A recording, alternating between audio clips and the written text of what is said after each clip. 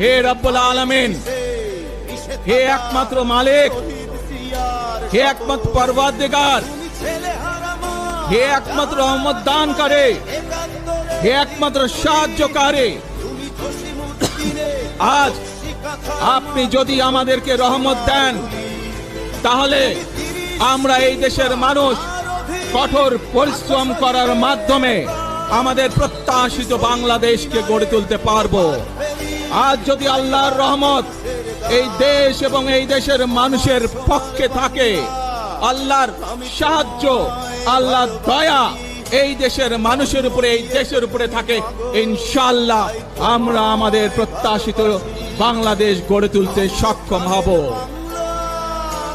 প্রিয় ভাই বোনেরা, আজ আসুন আমরা সকলে মিলে প্রতিজ্ঞা করি, আমরা সকলে মিলে প্রতিজ্ঞা করি যে ইনশাআল্লাহ আগামী দিনে দেশ পরিচালনার দায়িত্বে যারা আসবে, আমরা সকলে নবী করিম সাল্লাল্লাহু আলাইহি সাল্লামের যে ন্যায়পরায়ণতা, সেই ন্যায়পরায়ণতার আলোকে আমরা দেশ পরিচালনার সর্বোচ্চ চেষ্টা করব। প্রিয় ভাই বোনেরা, আজ আপনারা জানেন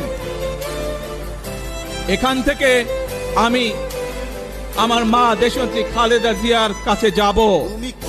এই একটি মানুষ, যে মানুষটি এই দেশের মাটি, এই দেশের মানুষকে নিজের জীবনের থেকেও বেশি ভালোবেসেছেন।